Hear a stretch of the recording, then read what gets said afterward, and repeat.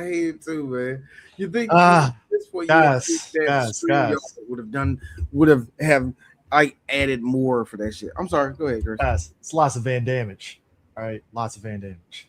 Hey, look, jump back, because I'm about to even up the score. I've never in my life. It's been a while.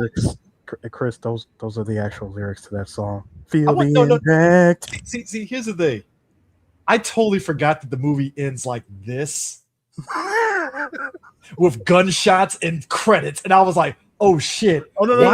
It feels like it needs executive producer. First of all, I love it. Don't get it twisted, but I forgot. No, hang on, Chris. First of all, it's not that it just ends like this.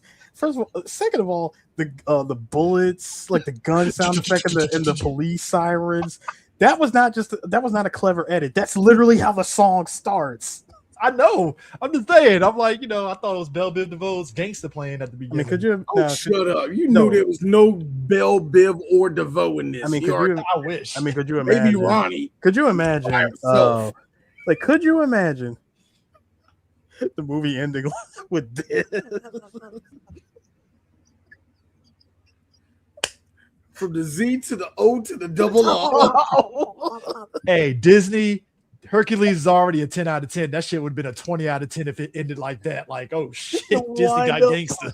Van Damme doing a wind-up play. Welcome, ladies and gentlemen, 3 Black Geeks Podcast. Like, click, subscribe. Follow us on all the social medias, 3blackgeeks.com, 3blackgeeks.lightson.com, and all your podcast needs. And, we're here to talk about our favorite subject, one Jean-Claude Van Damme. All the links, all the links, link trees, beacons, you name it. Go for it. Splits. Hey, and as you know, ladies and gentlemen, when we're talking about JCVD, we're talking about the splits. We're talking about the man that's going to do the splits. The women look at the cock and they know that. They know that. When we last talked about this movie at the end of our last episode, I talked at length about the idea of twins, right?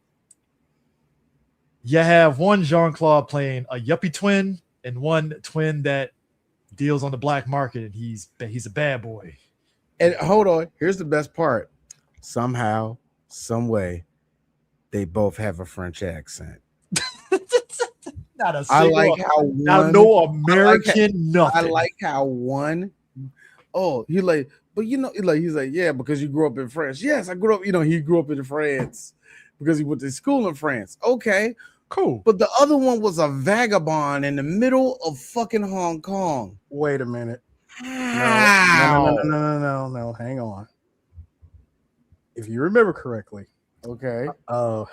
One of, I guess, like the handlers of the Wagner family, basically took the kid after their parents were killed, dropped him off in front of a church, and was raised by nuns. Yeah.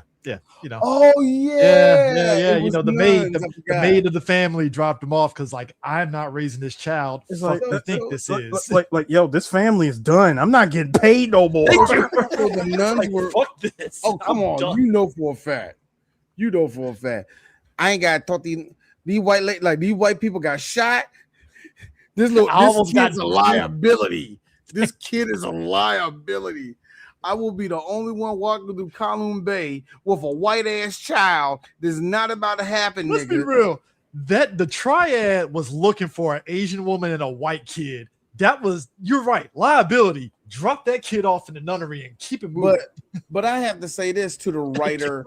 I have to say this to the writer and director of this movie, Sheldon Lettich. You mean to tell me, just so happened, one brother spent time in France and the other brother got to nuns who spoke French? You bet your sweet Bippy I did. Yeah, literally. Alex stayed.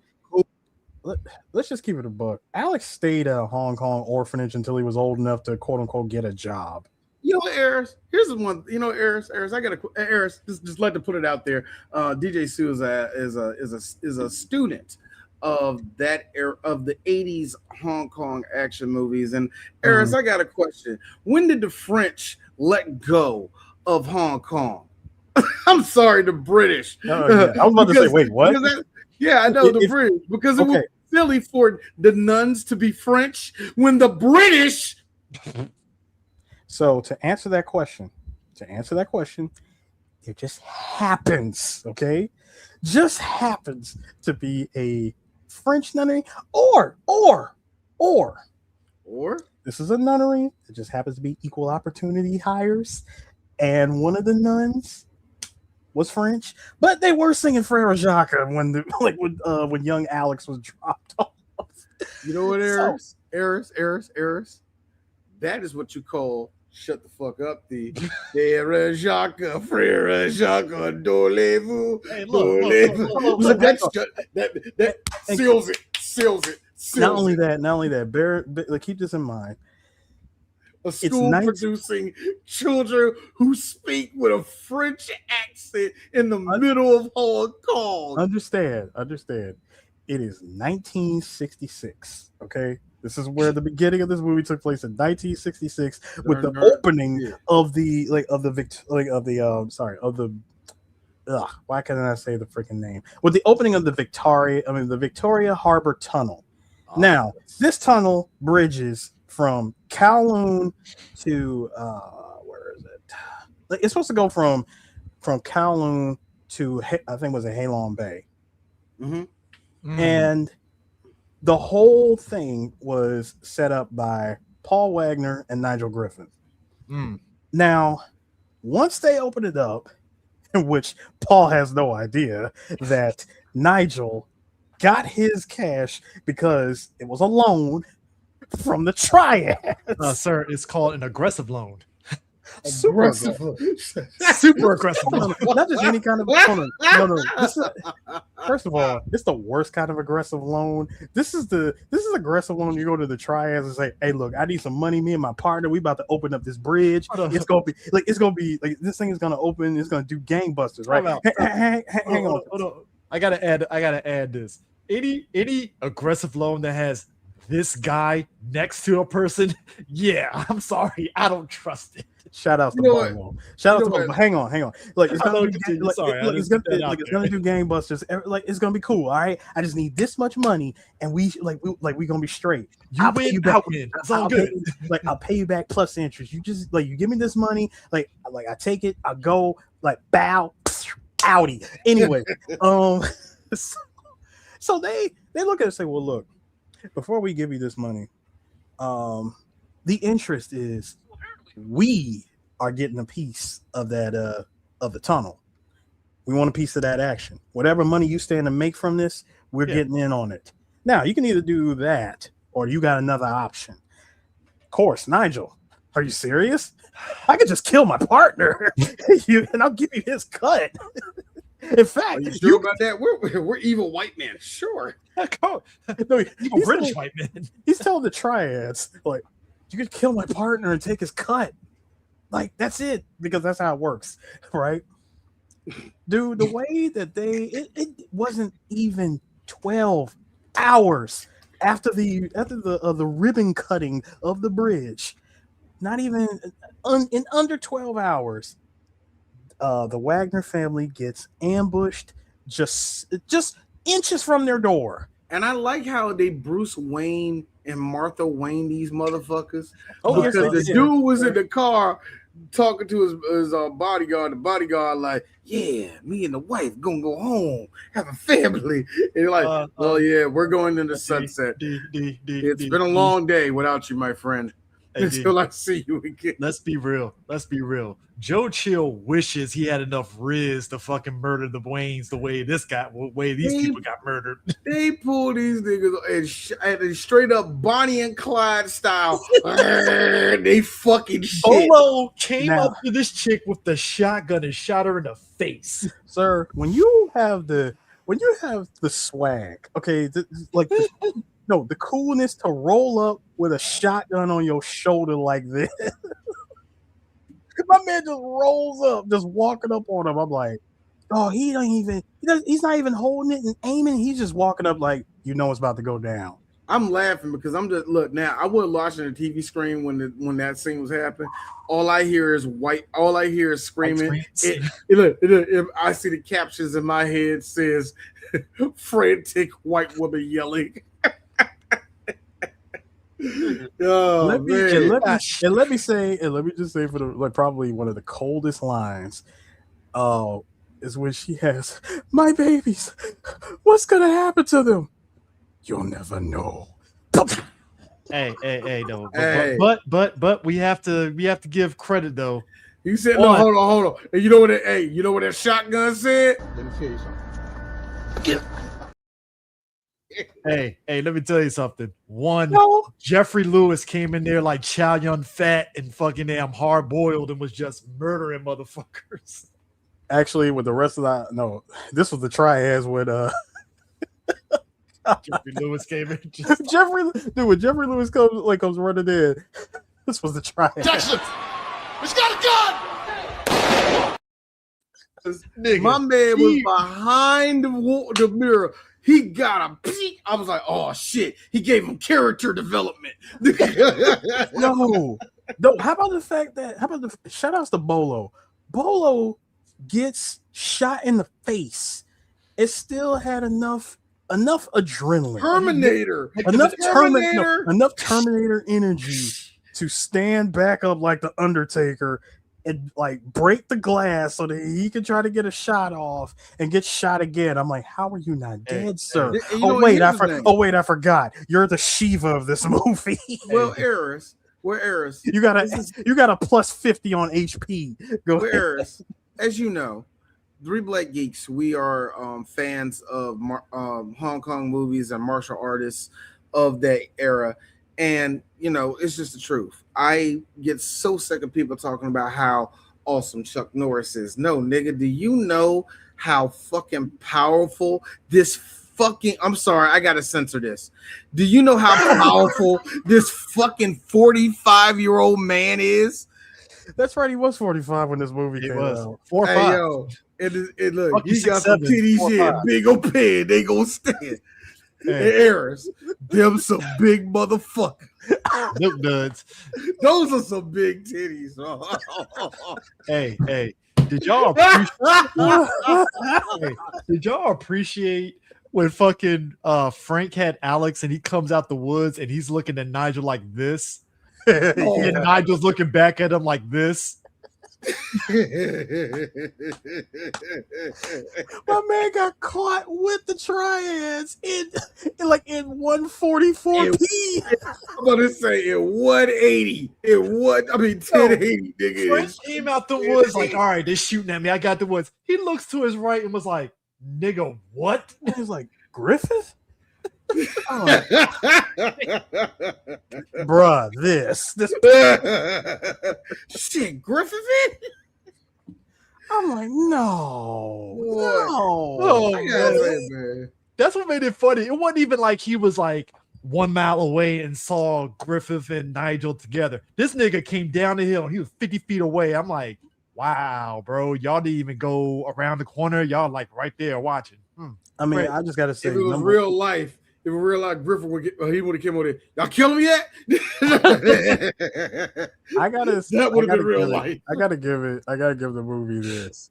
I mean, we're barely 5 minutes in, and the level of gore. I mean, sir, first of all, when the when Chad and Alex's father gets killed, when Paul gets killed, at least he went out fighting because he at least took out at least 2 or 3. He took out 4 people before he got shot. 4 people with a pistol. Hey, Eris. 4 people with a 45. And I'm gonna keep it real. Now this is when D becomes a misogynist. Yeah, and the woman just gonna stay on the ground screaming, getting shot by a shotgun. Useless. Another useless woman.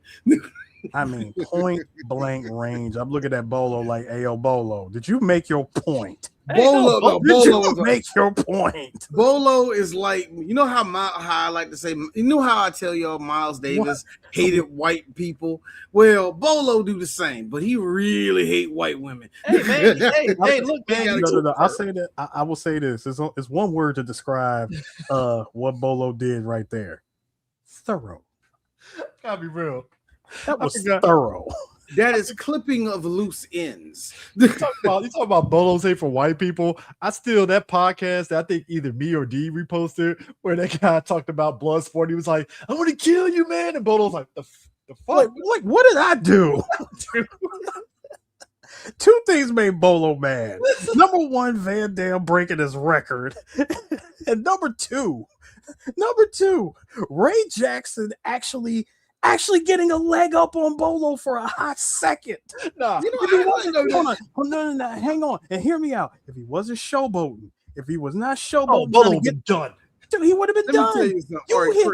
You hit him with a 3-piece, no biscuits, no red beans and rice. He was done. All right, y'all probably both know him, but y'all both WCW people. Do y'all remember Tank Abbott? Yeah. Yes. All right, now Tank Abbott was a real life tough guy and all the rest of that. Yeah. Do you know what really pisses off martial artists, especially Asian martial artists? What? Unorthodox, uncoordinated white men who throw punches. Yeah. That pisses them off. They like here's the thing. It's an insult to the sport. To give Tank Abbott his credit. All right, look. He did fight in like a lot of underground. Come on, dude, let's go, bro. He did a lot of bare knuckle fighting, all that. But let's just be real.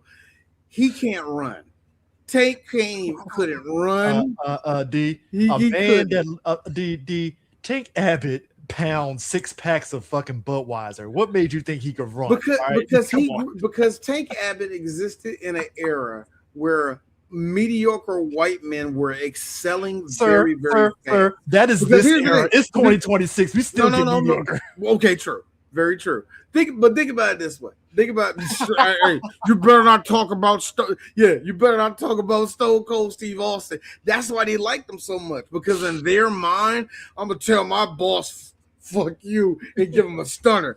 No, you're not, Tim. You're gonna go in there and punch in and punch out. You're not going to do that. If you're Pete Hesketh, you just take some testosterone. You see, and Pete.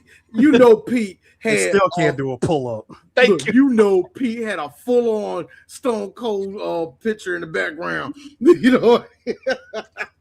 The classic joke. You got a 7-Eleven. No, but that's Ray. But to your point, though, that is Ray Jackson. So that's what Bolo was like. Oh, nigga, no, we're not doing. One thing you look at early, like the first 4 UFCs. I mean this for anybody that want to look at historic shit. Oh yeah. If you want to look at the first 4 UFCs, these are some uncoordinated. I'm a ninja that knows the Ninja Kai style of fighting.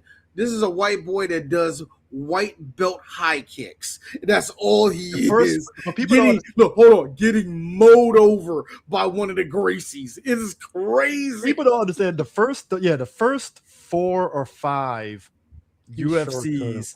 It was definitely like you said. It was definitely like this. Like, oh, I'm a wrestler. Oh, I do taekwondo. Oh, I do jujitsu. Oh, I do this, and it's like, we'll see what happens. And I think by 6 or 7, they introduced heavyweight and lightweight. Yeah. And all of the fat slobs that at that time that were watching UFC was like, this is gay. This is gay. And they walked out, and UFC, transformed into something. I will say this though. Our boy Philip Chan is in this movie. Love him. Like there are. I think we've all three. And I'm looking for a picture of it, and I thought I put it in here. I'm so sorry, man. But I think I had a picture of him, but I don't know where it's at. I'm sorry. But I think it's interesting, like in the years of us watching so many like movies in the 80s and 90s and early 2000s, we tend to forget that there were like a lot of Asian actors that broke through, whether it's the direct-to-DVD action films or whether it's the action films that hit theaters. And Philip Chan was one of them, where it's like, you watch a Billy Blanks movie, Philip Chan might be in that movie in some way, shape, or form, possibly. If not Mako or Pat Morita. Or the other thing is, like with Philip Chan, seeing him play a Triad member is definitely not like, it's not his first rodeo. Like, it's really. If you look back at other plays somebody in the Triad, if you look back at like other movies that he was in, he's definitely played that type of character. Philip and Bolo, I feel, looked at each other in this movie like, hey, what's up, Bolo? What's up, Phil? like they've seen each other. Matter of fact, didn't they do a movie together before this? I gotta check. I feel they have. But hold on, this is actually the second movie that Philip Chan is in with Van Damme. The other one being Bloodsport. Yeah, Bloodsport. I was just about to say he was in Bloodsport, wasn't he? Yes, he was. Yeah, he was in Bloodsport. Yeah, that's why I said Philip Chan is one of those guys that he's been in a lot of like American movies more than people realize. Like he like it's kind of like one of those things that I think it's underrated, because Bolo is another one that's been in a lot of action films in America, past just the Jean-Claude Van Damme films. Matter of fact, Philip Chan is in Police Story. Yeah, I mean, he was in Police Story 3, and he was in Hard Boiled. Matter of fact, he did Hard Boiled right after doing this movie. Yeah, which I mean, look. Well, no, actually, I take that back. He did before. No. 92. I thought. No. Double Impact came out in 91. He did The Banquet after this movie, and he was in Twin Dragons in 92. But I mean, him being hard-boiled as the hard-nosed police captain. God damn it, you killed people again. And it's like, oh yeah, because he plays those police captains in Hong Kong that anytime you get one of those these lone wolf cowboy cops or detectives that just do anything by their own rules, they got to report everything. They got to talk. They have to go and talk to the press and explain everything. Hey, to be fair though, I still love at the beginning at the tea shootout. Mm-hmm. The tea shootout. Chow Yun fans looking at him like, really? You gonna talk about by the books? Look how many people died. The fuck you talking about? Thank you. Like, thank you. Just so you see dead bodies. What are we doing here? There were about up here. There were about 8 bird cages. 6 of them dead. Okay. Yeah. Like, what are we doing? What are we doing here? Like, but no, I think also too, this movie does the tried and true method of behind every Asian villain, there's a fully financed white guy behind him. See, but I gotta be real. Reverse. Yeah, it is reverse. It is a little reverse. This is the reverse. This is the reverse. The quote unquote fully financed white guy. In this case, he's more of, hey, I'm a rich I'm a rich guy with a rich partner. I betray rich partner by promising the triads his cut. Why would you do that? Thank you. It's actually the more amazing part is this: y'all still in business together. Right? Like, wait a minute, hold on. This seems like a 5-year relationship. Y'all still in business together? Thought that would have been done and over with after you shot the family up. Like, all right, we're good, right? We're even. All right, cool. I mean, this movie also. At that point, I would have put as much distance between me and the triads after getting away with something like this. Yeah, I mean, after I see my boy see me with the triad, I'd be like, shit. I'm like, what's he gonna do? Yeah, we're good, right? Actually, correct. No, CJ. Being the uneducated villain, would say, what's he gonna do? Come after me in 25 years? Come on, you see those twins? One got shot in the face, and the other one just disappeared. They're never going to come back together. I just find it funny. Like 25 years later, again, Chad is the yuppie, and Alex is the bad boy, and Alex is a gun runner, and he can get stuff. And this other guy is an instructor of karate and this aerobics and stuff, because he inappropriately touches women. All right, let's just be real. Oh no, they inappropriately touch him first. Yeah, I was just gonna say, sir, this is 1991. This is like prime Van Damme. They are touching him. The women are touching him. Pre-Me Too. You know what? I hate to be this person. That didn't exist. I know, right? No Me Too. No Me Too. In this universe, Me Too never. Sexual harassment suits were around the corner. Not yet, but they were around the corner. No. Okay, first of all,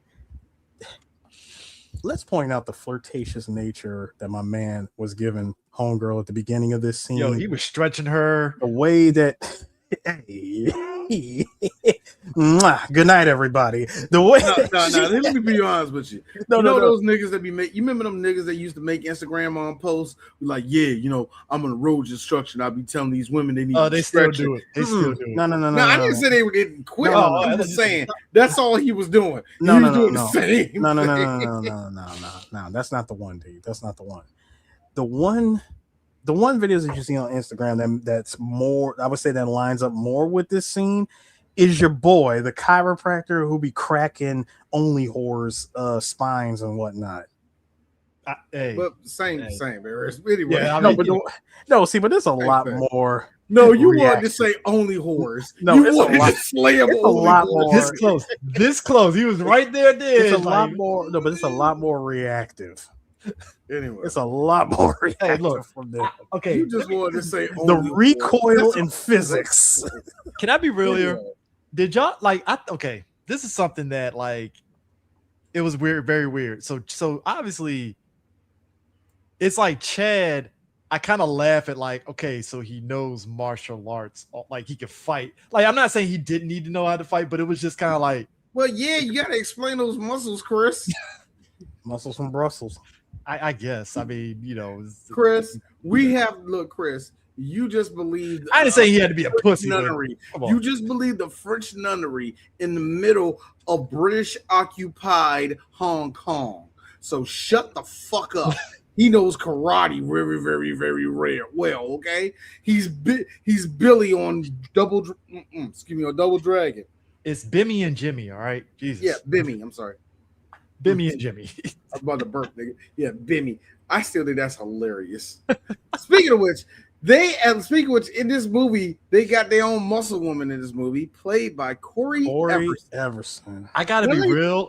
We are lacking nowadays of also female henchmen that I am like, yo, I feel very threatened by this woman. I would say, you know what? I would love to have seen at least a good fight scene between her and Michiko Nishiwaki.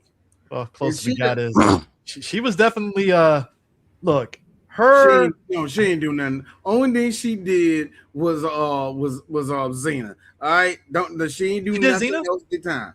She did Xena. She only did like a couple episodes, if that. Only Xena, yeah. She was Atlantia. She was Atlantia on Xena. Hey, I do appreciate that Alex has he has the Batman adage of his hands is ready to eat for everyone, because she was catching hands too. Can I say she is the 6-time Miss Olympia champion. Oof. Hey, Eris, I have a fun fact about that. Oh, yes, please. I have a fun fact about that. She was a reigning champion for a long time until that was broken by this woman. Her name is this black.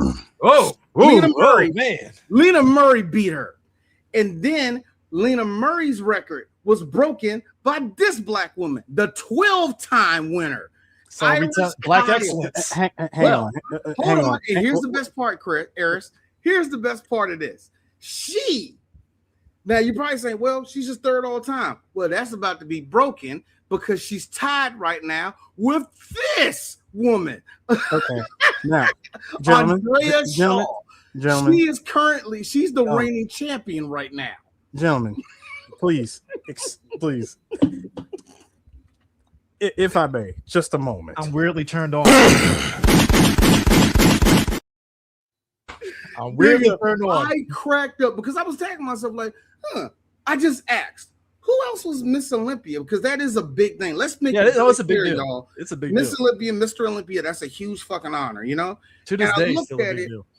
And I looked at it. There's been several other champions, but the big champions, the main champions that pretty much ruled the last 3 decades were black women.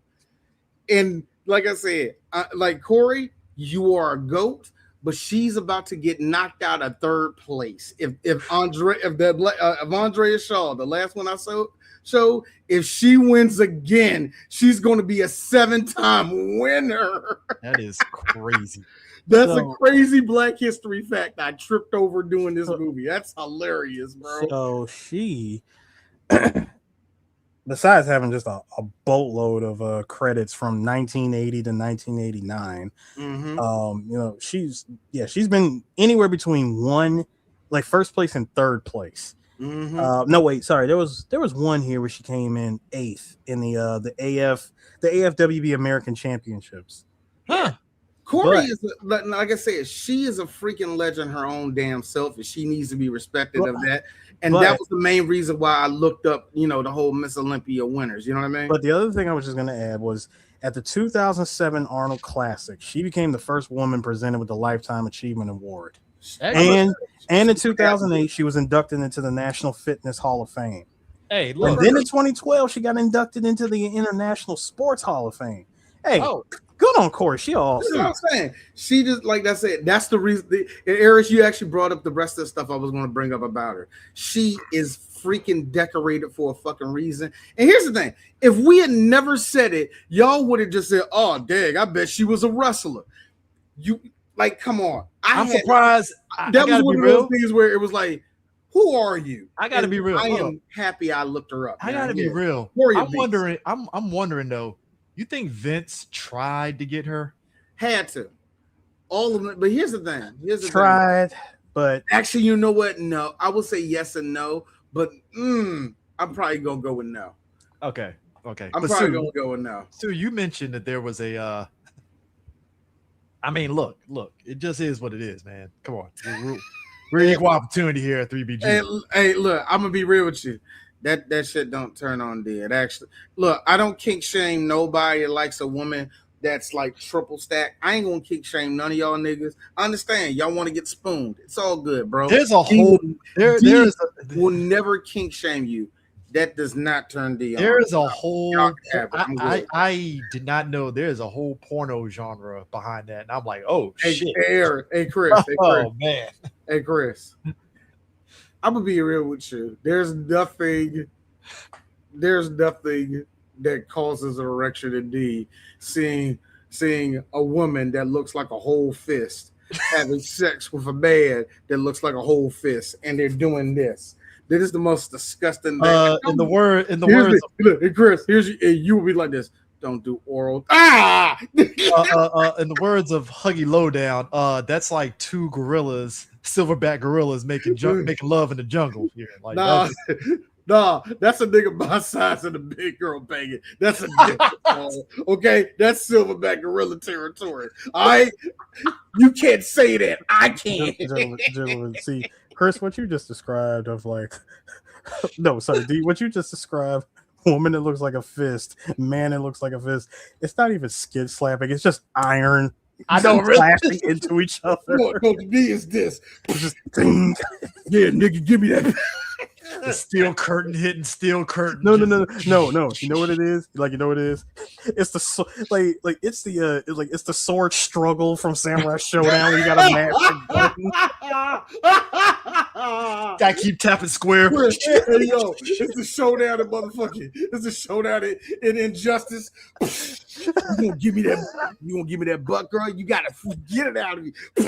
Nah. It turns into the shit from fucking Budokai where you gotta do the fucking thing and just do this. Oh my god! The beam struggle. You gotta do rock paper. Struggle, like, you gotta do rock paper scissors to interrupt the dragon rush. No. Hey y'all look. And I know one of y'all gonna say y'all kink shaming, but if I am, because this is what D say. This is all I'm gonna say when I see one of those women in the scene. She moaning.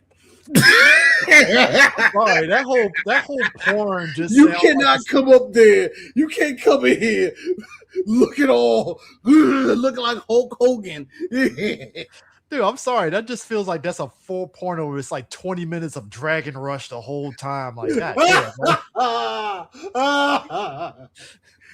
This dude over here, Batista bombing this. It's not even. Listen, I will say this about our girl Karina.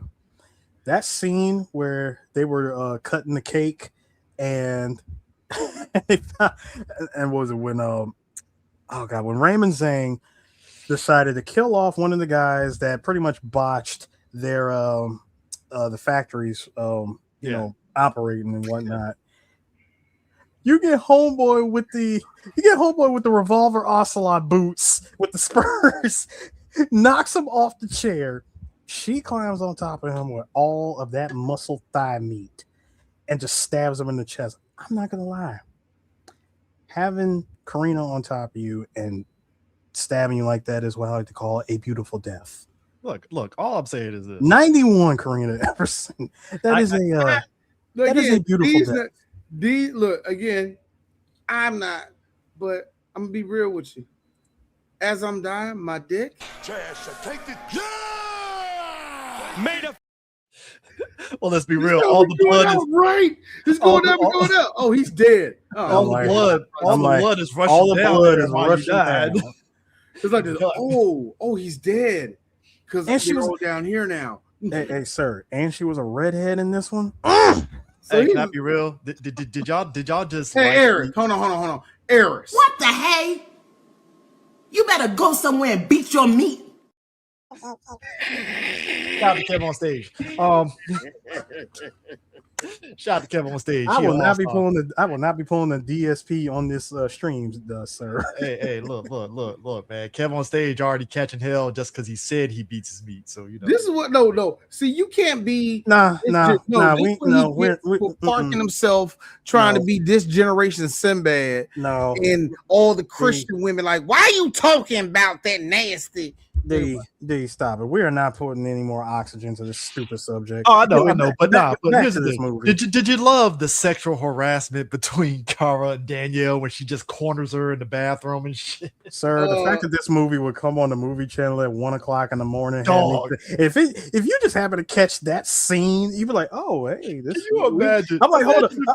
I'll be sitting like, hey, where's this going? No. Where the saxophone at? Where story? I take it a step further. Can you imagine? It's 3:00 in the afternoon on a Saturday, and you're watching this movie, and this scene pops up, and your mom just happens to come around the corner at this scene. What do you do? Hey, no, you know what I did? You know what I did? Yeah, it's like poetry. So if they rhyme, every stanza kind of rhymes with the last one. See, Mom, you see that one? To see the you got to make that face that George made right at the end of that clip. Yeah. Like the big one, she likes. She's like the bad guy, you know. No. See. What you don't understand is that the muscle mommy, like the muscle mommy that's here, she's actually the head of security.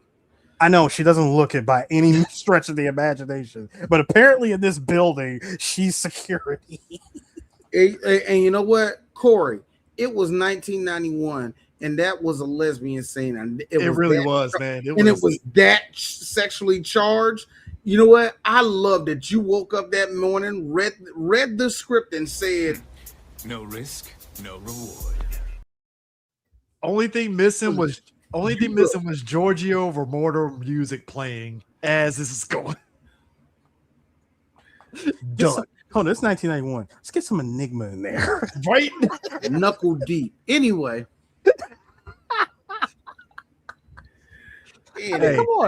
Come on. Oh, I got it. Come on, Karina Everson and Danielle. Listen, Danielle was pretty bad in this movie. Hey, Alex fumbled her, man. He fumbled her for his her sensitive brother. Nah. Them two stayed because first of all, don't you hate it when this movie had the nerve to really throw you for a curveball of giving us the artsy sex scene when really that was just Alex's wild imagination while being drunk. Thank you. Hey, Anola Shaw, your boob look funny. Nobody else gonna say it. I said it. Your boobs look funny. I mean, they're like big, but they look funny. Shut up. Why do they look like that? It's 1991. Why do they look like that? Is this movie sponsored by Johnny Walker?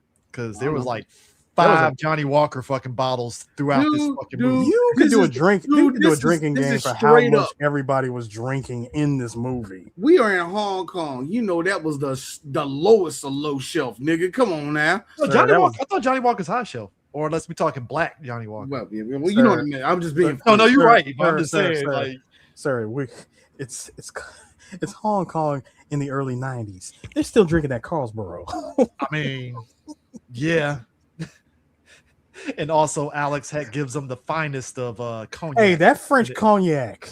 I would have to imagine, like 2 cases. Remember, 2 cases. I'm sorry. I know we're like, oh man, it's French cognac. A real drunk. Actually, Chris, I'm not calling you a drunk, but Chris, who worked at the liquor store, yeah, this is French cognac. The fuck is this? Remy Ma. This is fucking Remy. This is fucking Remy. Gross.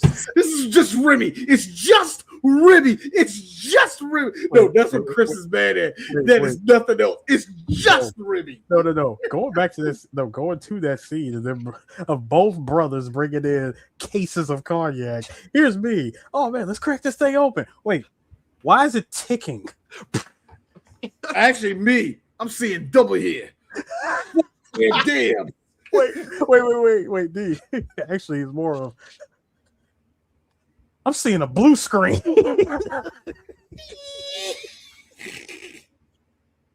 Why is there a blue screen? Hey, you know what? Can I be real? There's I'm seeing two cameras. Technology is amazing because I think if you're of the millennial and Gen X and Boomer stage, like there was a lot of runaround that you had to do to make the idea of twins happen, unless you had actual twin actors and stuff, right? Like, so now the fact that like Sinners being out, you can actually do the technology is so good to where you can actually have a body double and you can CGI the face on it. Sinners didn't do nothing like this though, man. No, that's what I'm saying. Here's the thing that bugs me. Here's the thing that bugs me. This one had. Here's the thing that bugs me with this scene, and I'm glad you put this picture up, gentlemen. Look at Chad, if you will, the one furthest to the front. Yeah. If you look at it, you notice the drop shadow outline, like on the back of his head. Yeah. I don't know what you're talking about. I don't know what you're talking about, Eris. This is seamless. What are you talking about? Yeah, sure. Nah, but this just shows you how filming with one camera and then filming with another camera and then just putting these two scenes together. Because my thing, like, the other thing I also noticed, I know he's hanging on to the outside of the truck, so I'm like, hey Alex, you gonna just be hanging on to that truck to for the whole truck ride back to the hideout, huh?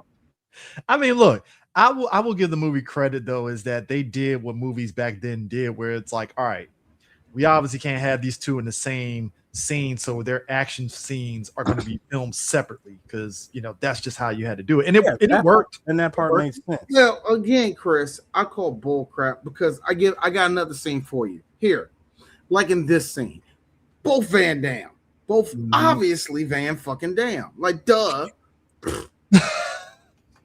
My favorite Van Damme though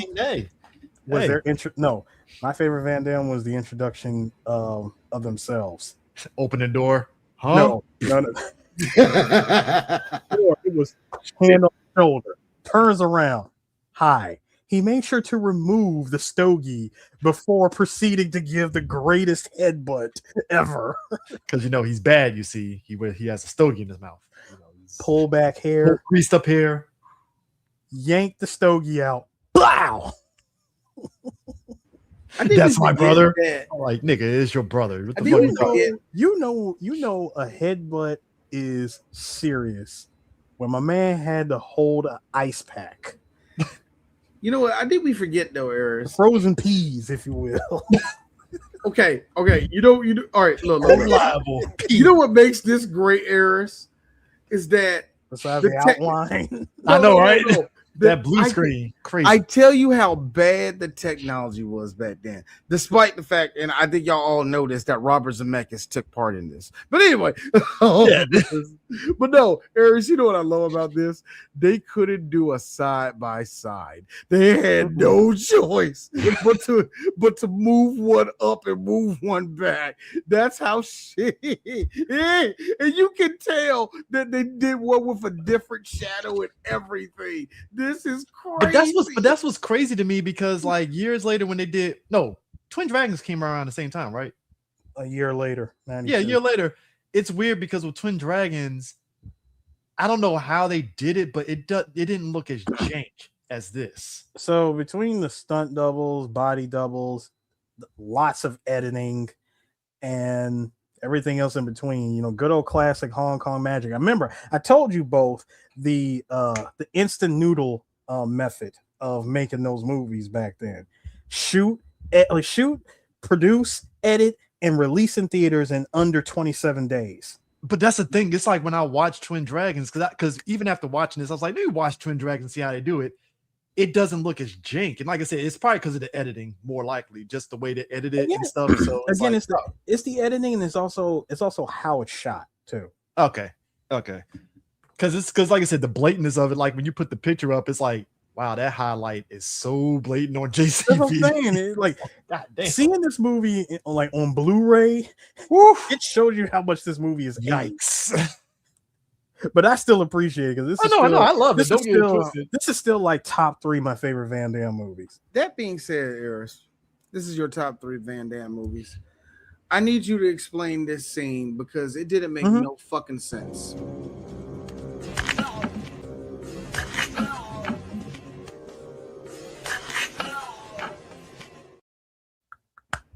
What did he break? I love that shot. I like it because the look what we. Sir, what did he do? Hold on. The fact that you roll up like this, open palm, closed fist.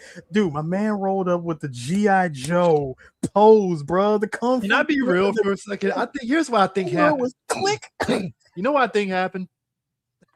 I feel he was supposed to do this, and then he forgot midway and was like, fuck it. Like that. I feel that's what happened. I mean, did he just so swiftly and so smoothly just push his head back, like yank his head back far enough, but at the same time, you pushed in his lower back, to make the neck snap. I'm like, is that how that works? Did he get whiplash and he just broke his neck? Like, if anything, he's on the ground like, oh, but thank you, but oh, I needed that. Thank you. But D, to answer that question, and I'm so glad you used that scene. That scene is why this is top 3 for me. I see. You know what? Actually, no. This scene is why this is top 3. Maybe I'm drunk. Tomorrow I'll be sober. But he'll always be a faggot. But by the way, this top is line of all time. By the way, that's not even the first time he called him that. He said it from the jump. He headbutted him. He said it from the jump. You know what I like about it? What you and I should you and I both know. I would never in my life wear black silk underwear. I like how Van Damme made fun of himself. Right, Van Damme looks like a dude that only puts silk against his balls. He looks like a dude that's like that. Okay. In the immortal words of Chris Tucker, nothing touches this body but pure silk. That's what I'm saying. Yeah. So because Van Damme only has 2 speeds, being himself and being what I like to call dirty Frenchman. That's why he's playing his brother like that. You know what I mean? He only has 2 speeds. So it's funny to him. He's like, you wear those these silk underwear. What is wrong with you? Are you a faggot? remember, he's supposed to be a tough Frenchman who grew up in Hong Kong. Ooh, hey, tough, the toughest of Frenchmen. I mean, come on, he wears all black throughout the whole movie because that's the symbol of evil. You see, black. He didn't wash his face. It's the symbol of I'm clearly a gun runner. I also run cigarettes because Marlboro's apparently was like selling oil. I mean, apparently he also wears a certain type of cologne that makes the ladies go nuts. Just wear dark, it's just like just wear darker colors and pull your hair back. You're the anti-hero version of the good guy here. Van Damme, cooler Van Damme. Wait. Actually, no. Leave this picture up. Van Damme on the left is default Van Damme. Van Damme on the right is DLC. Gotta be real, man. No, hold on, Eris. Better yet, red roof in plus. Yo, why is Alex look like he got fucking jupe incense in his fucking room or some shit? I need you to stop, Chris. It look like, black ice. Hey, both of them niggas look like they like towed the wet sprocket. Yeah, don't do that. Shockingly enough, both of them are feet men. Crazy. One of them definitely has a shark necklace in it. A shark tooth necklace in his room. One of them. I don't know which one. One does. Hey, listen, I love how Chad steals the boat. Alex is fucking depressed, and he again Double Impact sponsored by fucking Johnny Walker. Down That in man that was Johnny in that kitchen Walker. and just down the fucking half a bottle of Johnny Walker Black. I'm like, God damn, bro. My man And is then, no, I crashing like- out, blacking out. I like how my man got drunk and instantly thought about his brother fucking. That's what I'm saying. Dog. I get it. You're a twin. I get it. You're twins. I ain't never been that depressed in my life. Like, I get it. You're twins. So it's like technically it looks like you, but no, it ain't you. By the way, both brothers took it fairly well that they had a clone walking around the last 20-something years. I guess we have to team up. Yeah, I guess so. Like, wait, ain't both y'all gonna go, holy shit, nobody's doing that? No, here's the best part. Because they live so far apart. One was in Los Angeles, the other one was in Hong Kong. And nobody from their past ever crossed past each other say, oh my God, they're alive. He's alive. Except Frank, you know, he sees pictures of Alex in Hong Kong like, oh yeah, that's him. That is definitely him. All right. So we see that he's still around. Yeah, we got to do this. We were like, it's 25 years in the making. Let's go ahead and kick off this revenge plot. It just so happens it's happening at a high point for the villains themselves too. They're sitting back. The villains are the same players that were involved 25 years ago are here today. Meanwhile, excellent. I can't get a cookout with these two niggas. Hey, all I'm saying is, did y'all love how Frank heard Sean Connery and brightened the fuck up immediately? Nigga. No, that threw him off. That didn't. I felt it brightened him up. He was like, "Really? Oh. No. First, he was listening because the way that Miss Sunflower of Shanghai here has the nerve to tell him, "You are very handsome, man, like Sean Connery." He's like, haha, "Thank you." What? Fair. That was a. Did you just call me Sean Connery? Like, I feel kind of insulted. I mean, can you be insulted at Sean Connery? Like, it sex symbol. Listen, it depends. Okay. I don't know, man. Like, 92, Sean Connery was still getting women. To be fair. I mean, sure, but like, not okay, Chris. If it's 2000s, sure, yes. 92, Sean Connery still has some riz. But my man still had that confused what that came. I know. But here's the thing, Jeffrey Lewis. It's funny if you look at his acting credits. He's always been in these type of movies because you remember years like he did Only the Strong, right? Yes, he Same did. type of character where it's like he's just this guy that's just there helping out the main hero in the only way he knows how, and it's like, yeah, he found his shtick. I mean, he stuck around all the way up until 2015. Yeah, died in 2015, man. But he's actually one of those old Hollywood actors that actually he's been around. Most definitely, dude. His very first movie. Actually, he did two movies where he went uncredited. Was 1963 and 1971. Yeah, he worked along. Dude, this dude worked alongside Robert Redford and Clint Eastwood. Like, come on, man. Like that he's old Hollywood. Like that's, and like I said, he built up I think when you build up so much film credit in those early years, doing a movie like this is like, all right, cool. I'm with Jean-Claude. Great, cool. Why not? So I'm looking at. Yeah, as a matter of fact, dude, he was Captain Schroeder in Tango and Cash. Yep. Hey, did you love Bolo catching the? I totally forgot he went out that way. I was like, how does Bolo with the electric? Yeah, he gets taken out with the electrocution special. You know what I thought? He got hit with the Rambo. You know what I thought happened? I thought because again, it's been a while since I've seen it. I had thought Jean-Claude had kicked him and he fell down and got impaled or some shit. I literally thought that happened. And then I found out that it was Philip Chan that actually caught the I'm falling down, but he didn't get impaled. He landed on fucking crates. Dude went through a shipping crate. Thick ass shipping crates, not them little flimsy ones. thick full wood shipping crate from the top of a crane.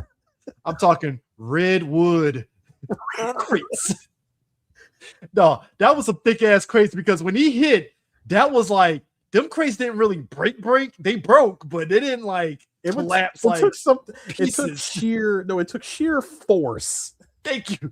When you like, because normal crates is like, oh, those are some weak ass damn crates. No, this was some like, oh, these shits is like strong. This is like falling through like 10 stacks of pallets. Thank you. Like this is like, oh, he dead. This is like the finest, like the finest cut of lumber. Okay, it's not enough. His one arm, his one hand got crushed. My man was like, yo, when it went through the girder, oh, you done, though. And then when he sat there and climbed on top of it, I was like, why would you climb on that? What were you thinking here? Dude, it was wild. You really thought blaming the white guy was going to save you? That wasn't going to save you, dude. Come on. Dude, first of all, you're going to hit me with the, all right, look, Griffith, he's too weak, man. You can take him out. It was Nigel. He did it. No. He's like, hey, don't worry about Griffith. My brother's taking care of him. So that just leaves you. I'll tell you what, I'll give you half of everything. Oh, everything. What about my father? Look, man, that was all dogs go to heaven. Hey, it's cool, right? He's like, that was Griffith. I swear, dude, they ain't all dogs go to heaven, nigga. What? I'm like, sir, there ain't nothing you can do. Like Alex asking the best questions. What about my father? What about my father?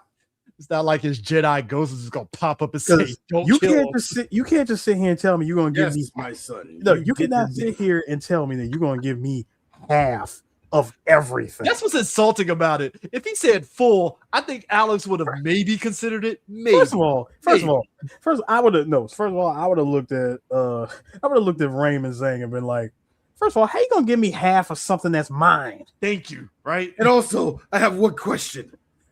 Your name, Alex. That was the name that your parents gave you. Did you like have like a name tag on you when the nuns got you? How did you keep the name Alex? Like, I feel the housemaid told them and then bounced. Like, kept a little tag right. This is Alex. Matter of fact, these are his allergies. Like, come on, nigga. I think the housemaid did have like the name on it. I think it was tied to him. That's messed up. Got the name, the address of the dead parents. She was like this. I got black old. Look, I got black old. This out. This will come back to me. Hey, D, why did you say they got allergies on it? Like, yeah, he's allergic to people. They would have that now. No, real talk. The real talk. Parents now were like, look, I gotta get my son away. He's allergic to ragweed. He's allergic to this. I have to go. I gotta die in this. I gotta die real quick. Ah! You know what I mean? Like, parents have to do that because can't bring that little nigga. Look, can't bring that little nigga around dust. He's allergic to dust. He breathes. His breathing not good around that, man. Or nowadays, kids just come with QR codes. Well, yeah. No, don't do that. That's scary, man. That is scary. Again, don't make me make that a mainstay on this show. Oh, it's gonna be a mainstay. Break your ball posts out. Oh, yes.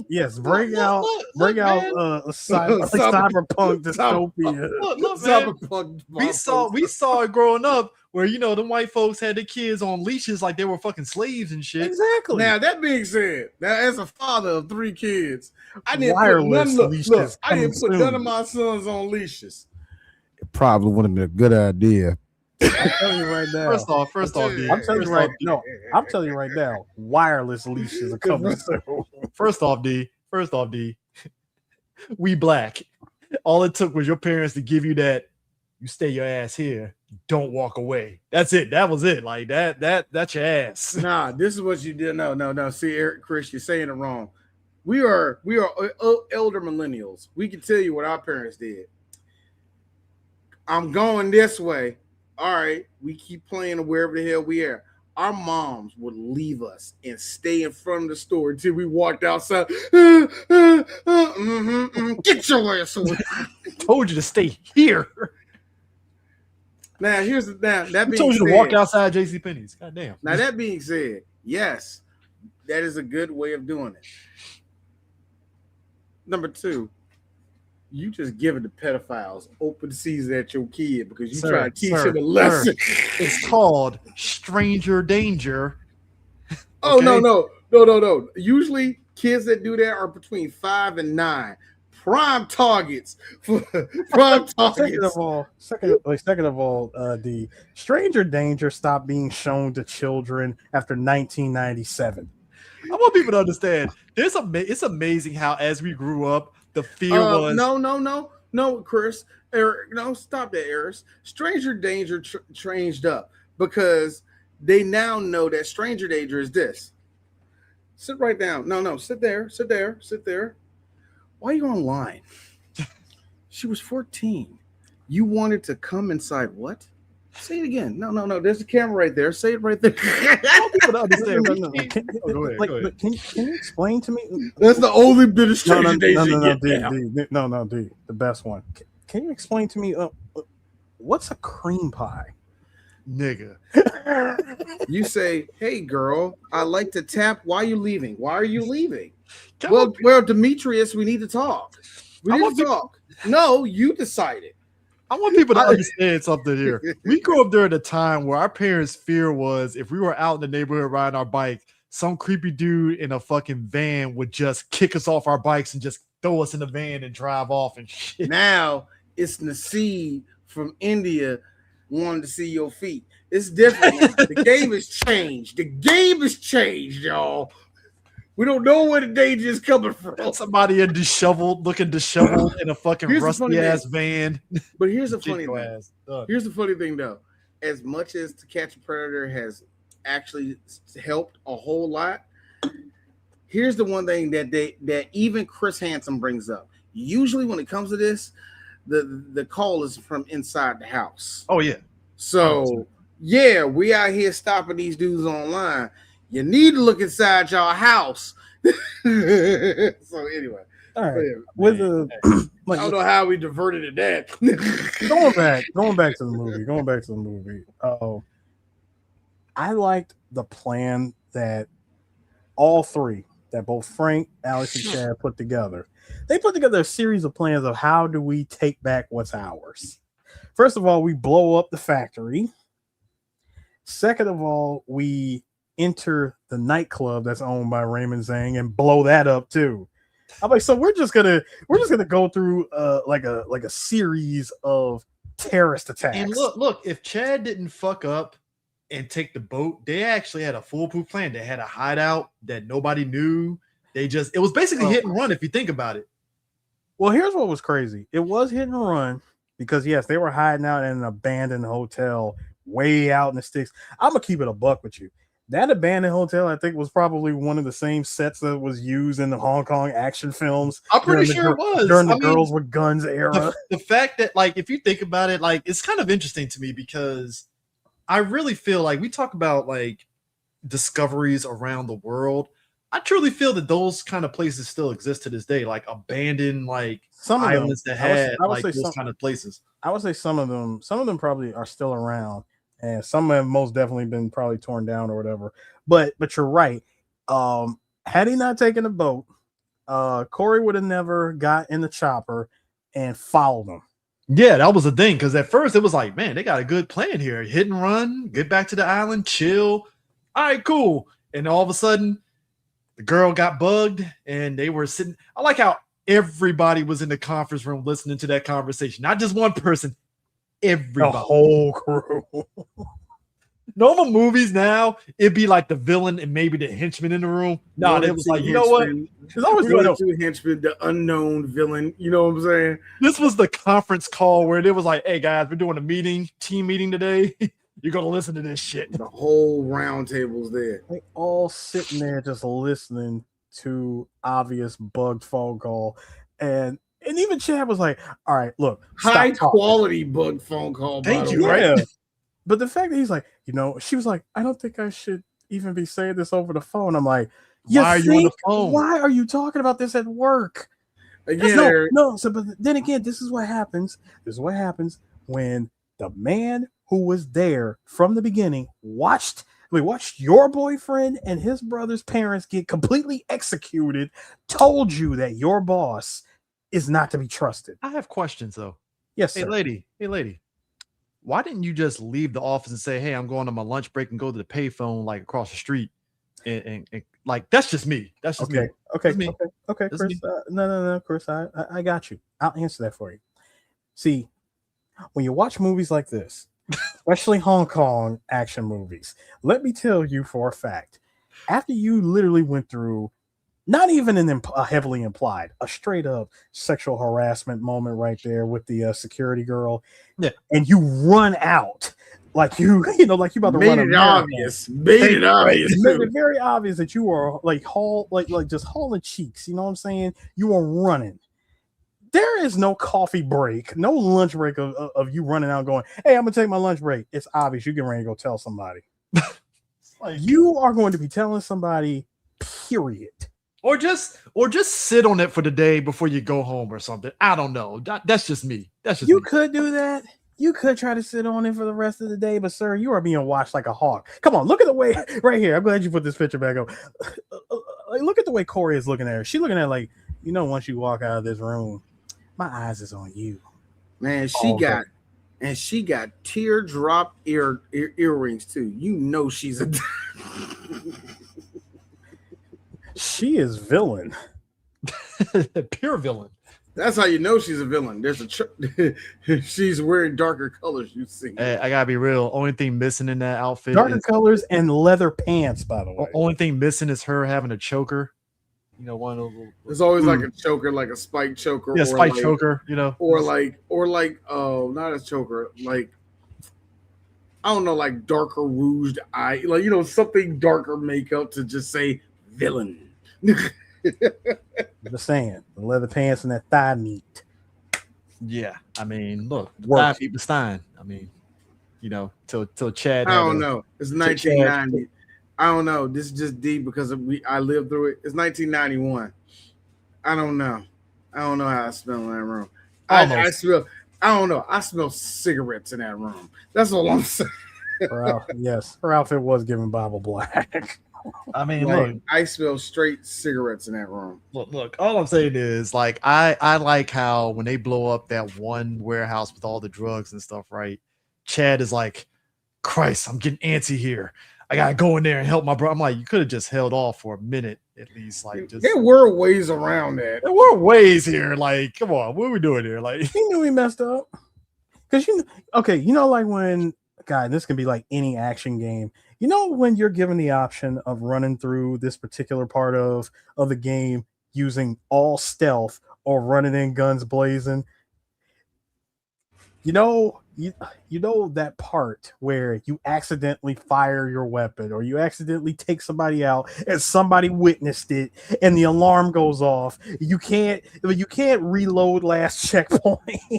It's one of those things where you just like, you know what? Here we are. By the way, so far I have at least in this last run I did of Cyberpunk, I lost. Because my controller decided drift. Like, wait a minute, don't move. Like, seen him mess up my whole mission. Hey D. I know I've been drifting like crazy, and for the last hour and a half, I haven't been drifting.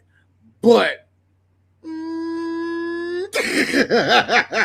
I mean, look, man, like between this and the finale, like I love the shit on the boat where he's all tied up and stuff, and his brother comes in like masquerading as a soldier and just knife that motherfucker like he's in prison and shit. I'm like, well, you just shit the fuck out of him. All right, cool. The other one did the leg neck snap with legs. Got the Sonya Blade special. I like the other Mortal Kombat special in this movie.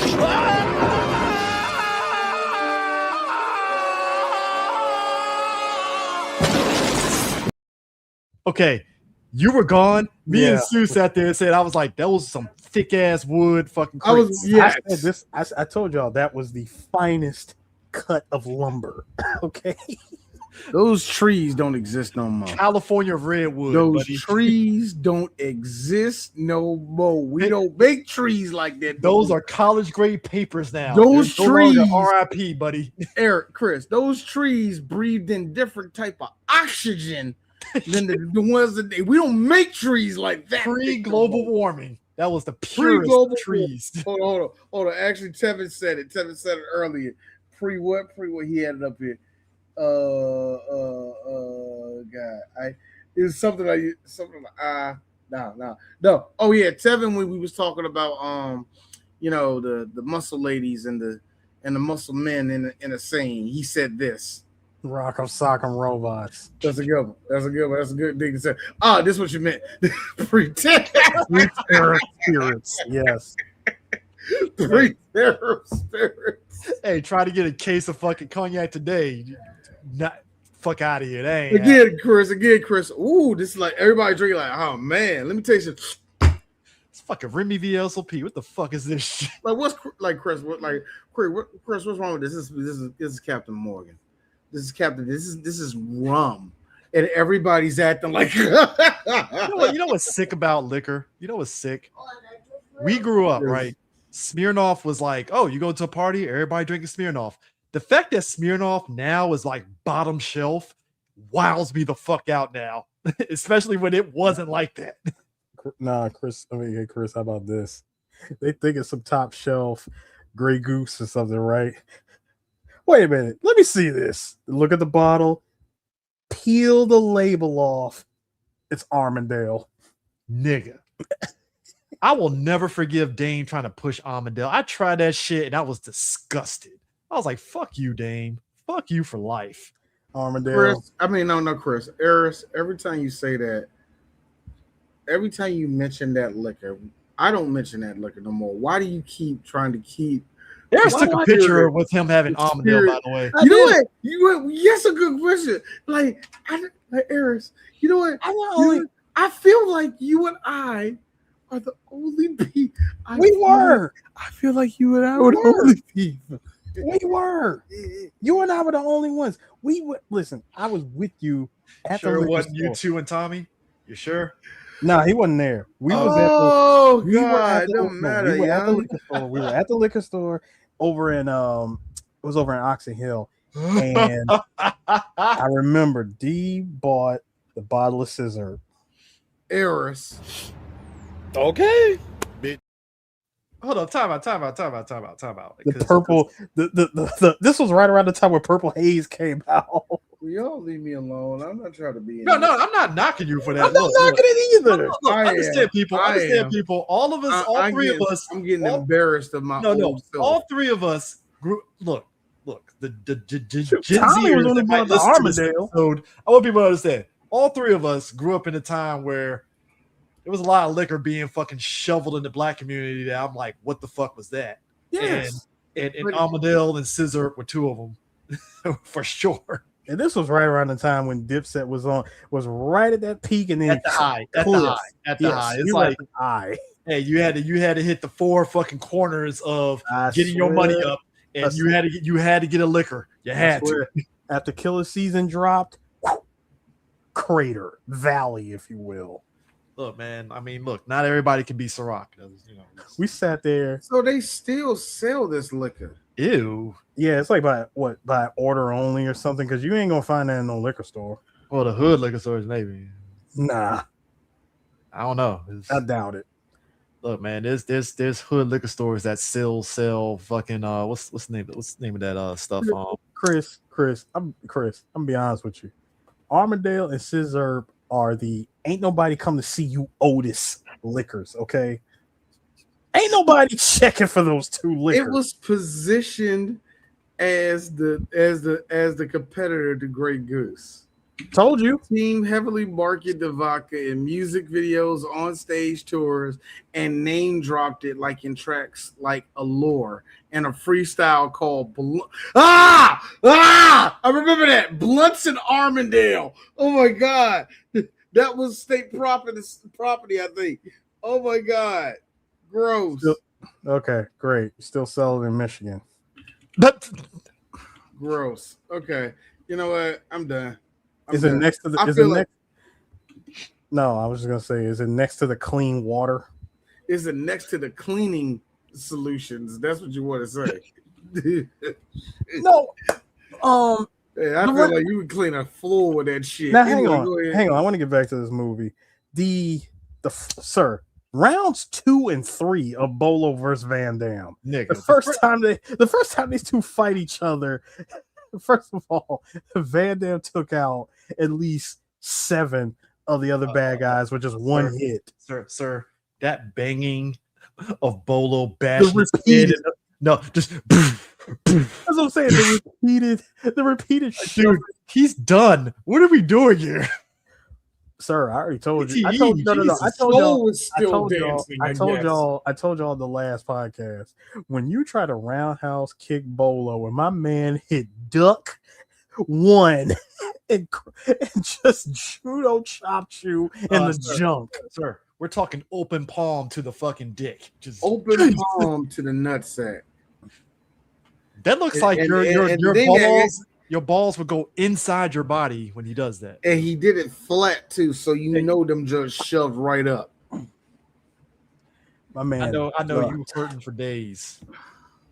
That's like, yeah. Look, Bolo hit Frank in the stomach with the open palm to the stomach. I know that shit had to hurt. Hey, his nuts. What the hell? Oh, yo, Chad really thought he had something with that kick. Like, if I just get one good kick, I'm like, nah, buddy. He roll canceled. Oh, and just to show you how much of a Shiva Bolo was in this movie, Chad kicked random Chinese henchman number 53 into Bolo. Bolo catches him. You thinking he's going to catch him and push him back in the fight? No. Because I'm Bolo. Because I am the sub boss of this movie. You failed. You almost got folded by one kick. Let me finish the job. Next snap.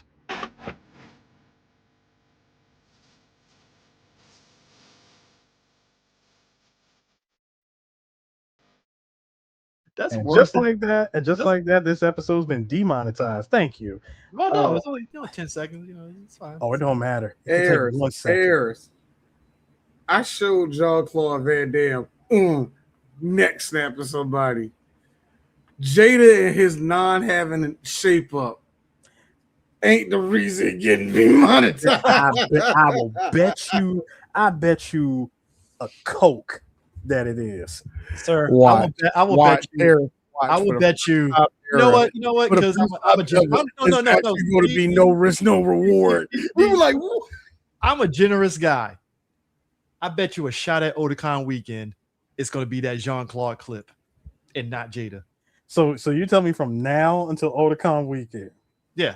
It's going to be like, oh, it's the full movie clip. I'm like, oh, there it is. There it is, the full movie. You know what? I got it. Don't worry. YouTube ain't gonna touch it. Under the blood, me say me under the blood. Jesus cover me under the blood. Under the blood, me say me under the blood. Jesus, you can cover me under the blood. YouTube hits us with the copyright, like, Shabba Ranks. It's like, whoa, that's not Shabba Ranks. I swear, I can't take you two Negroes anyway. Hey, look. You get mad because Patrick Ewing was saying that Jesus is going to cover us under the blood. You mad at that shit. Look. Anyway. Hey, what, Chris? You called him Shabba Ranks. I can call him a random Jamaican. Anyway, I gotta be real. I like how my man shoved off a nut shot from JCVD as he's pulling the fucking barrel on his fucking damn neck and chest and shit. I'm like, wow, he shoved off a nut shot. Damn. I don't think he even hit with a nut shot. I really think he really tried to kick out his legs or something. I don't know, man. Bolo's nuts was just like, what was that? He was just like, a barrel about this wide in diameter, crushing your chest. Your legs and feet is going to be at least going for his ankles to kick him off balance, just so you can get that barrel off of you. There's a lot of things that I don't think you can reach or kick up that high. There's a lot of things I would never want to die from, but if I had a big ass barrel on my chest, I don't even know if I would even think in that moment to kick somebody in the nuts, because I'd be like, God damn, what the fuck? That's the thing, Chris. You're not going to be able to reach. Because remember, he rolled it across the pelvic region up to his chest. Also, I'm tall and I'm not JCVD's short height, so yeah, that's not happening whatsoever. That's what I said. You kick out the ankles, throw him off balance. Maybe I might catch a knee that with his nuts, but not my foot. Like it ain't. You know what, Chris? You're thinking tall. You gotta think Exactly. tall. You're thinking way too tall. I'm tall. I'm not JCVD's height. I'm sorry. Like Bolo, you're talking about two people who are like nearly like identical in height. Oh, they are? I didn't know that. Yeah. I thought Bolo was a little bit taller than JCVD. I don't know. Yeah. John Claude always comes like 5'5" to me, but I know he's not that tall. I know he's taller than that. You know, he just Isn't John Claude like 5'6", something like that? look. John Claude's probably 6 feet tall, Bolo, but because JDF was taller than him. Sir, I think Bolo he's is smaller than actually Bolo is 5'6".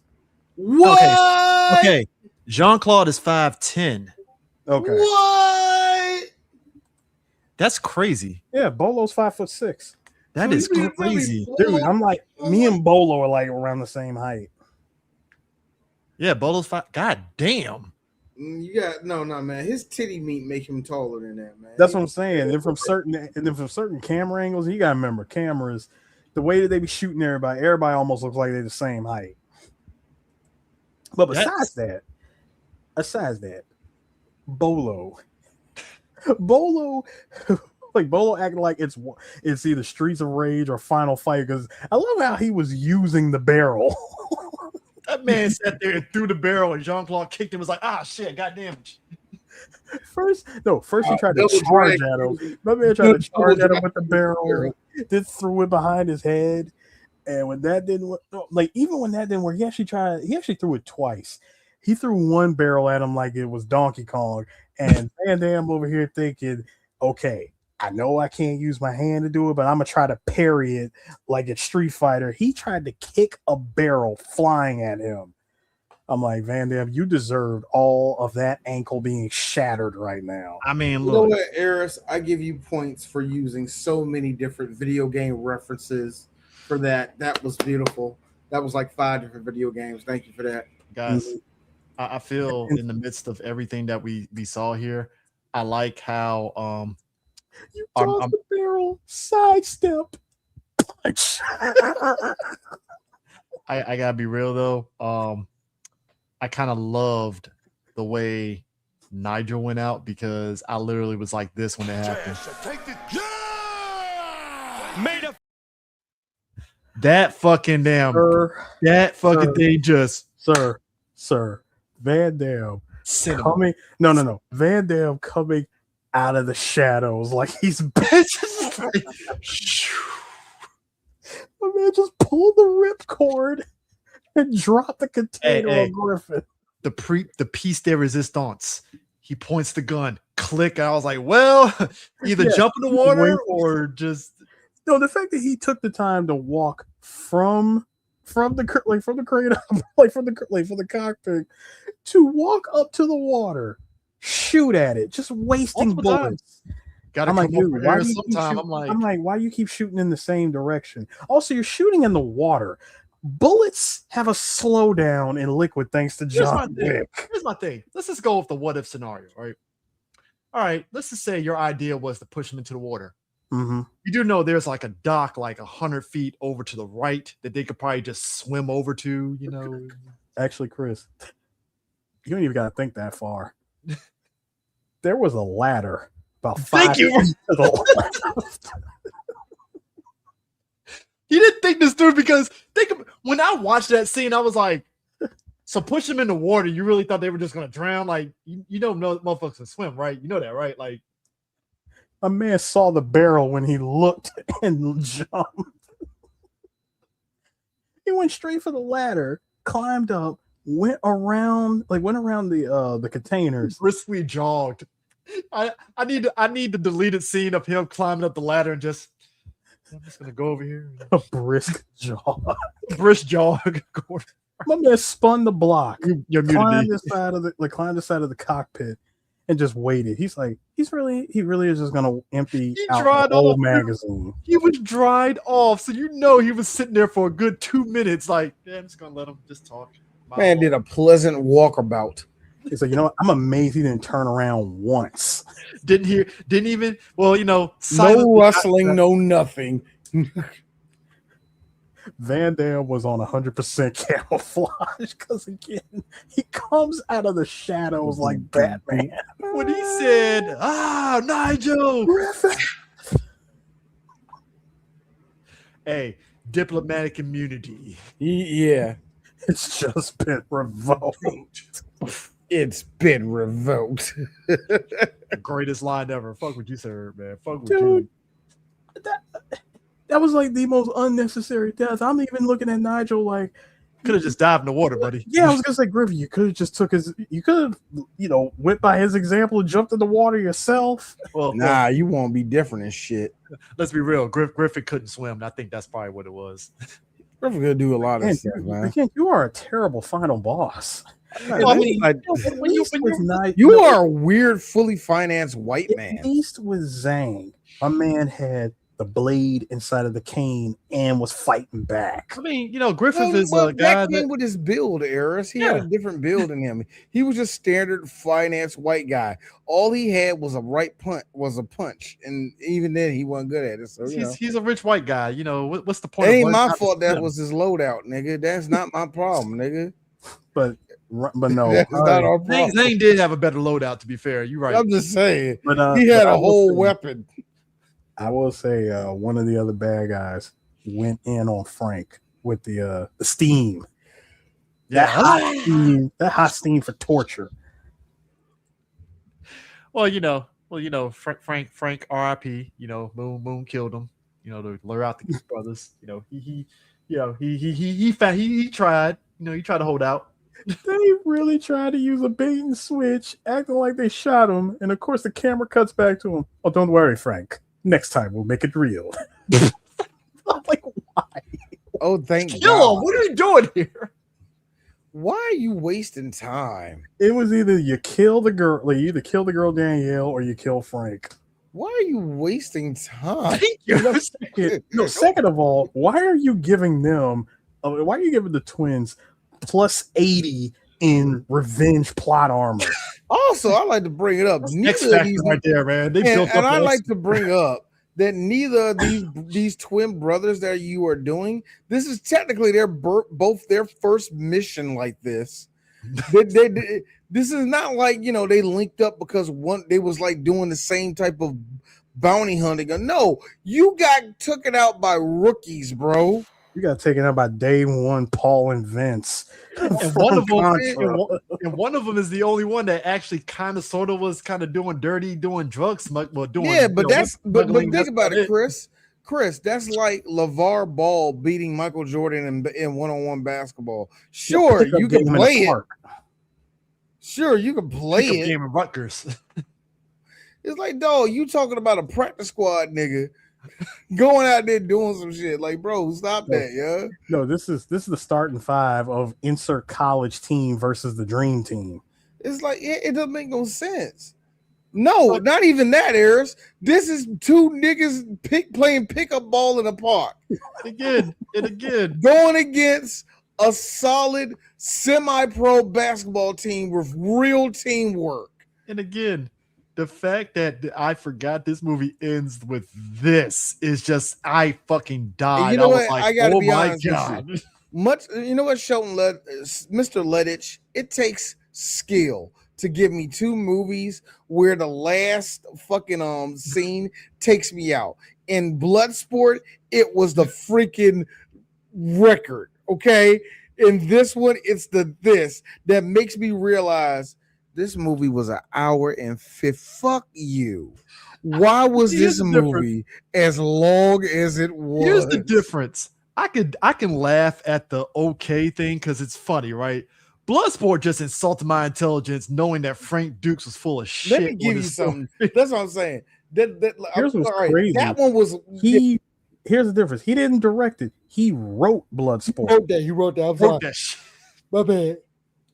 And even but remember, Shelton Lettich came out there and said, "Yeah, I knew it was bullshit when I wrote it." Frank. How fast was it, Frank? 25 miles an hour. No. Shelton knew it was bull crap when he shattered No, you shattered one brick under 8 other bricks. I like using it because using a technique called the dim mock. Somebody, I remember somebody was telling Frank Dukes was explaining that, and somebody like, well, Mr. Dukes, with all due respect, if you did that, that would have shattered your fucking knee. Again, folks, the 80s, no Wikipedia, just making up shit. But this one made me realize when you see a stupid ending, and I'm like, no, because when it got to there, I was like, this movie was 1 hour and 50 minutes. F you. I have to say, looking at Sheldon's record here, sir. Let me go to his little filmography. So, all right, check this out. For Sheldon did. I'm just gonna list off these movies, and you tell me how many of them are Van Damme movies. So after Bloodsport or Rambo 3, matter of fact, I'm just gonna go straight from Double Impact, because right before Double Impact, he wrote and directed Lionheart. Mm-hmm. So after this, we got Only the Strong, Perfect Target, Legionnaire, The Last Warrior, The Order, The Hardcores, Black Rose, and Max. Only the Strong was Mark DeCosta. That was 5. That was 5 because that was the Hardcores. Mm-hmm. And the order, Legionnaire, and of course Bloodsport and this. But Only the Strong, Mark DeCoscos.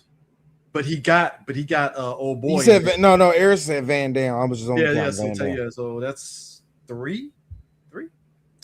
So after Double Impact, Legionnaire was Jean-Claude. The Order was Hardcore. Yeah, Hardcore. Yeah, I remember the Order. I never saw Hardcore. Hardcore is 2006. It's Van Damme and Vivica Fox. And there's a line that makes you want to throw a rock through the TV. I think I've seen a DVD of it at Walmart. No. This is the line. Jean-Claude and his buddy save Vivica, and or somebody in the room, if not Vivica, acts like, "Oh my God, who are you?" And the dude looks dead at Vivica, because he knew that was his only line in the movie. We're hardcore. I wanted to throw a rock through. I was like, it's 46 minutes. You waited 46 minutes to say that line, did you? I was so mad. But guys, you want to know the top 10 opening weekend for this movie? This movie got body, didn't it? Open at number 2, right?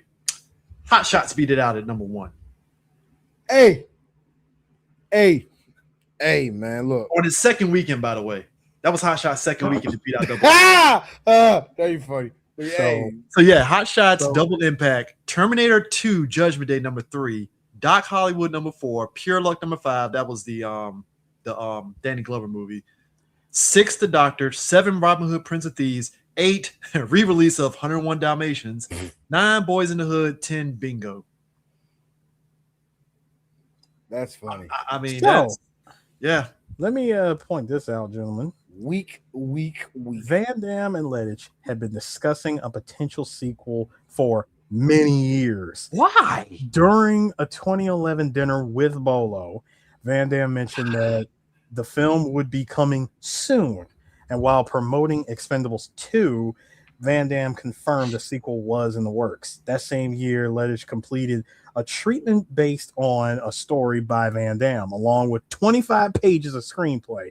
Double Impact 2 was envisioned by Van Damme to be more serious in tone than the original.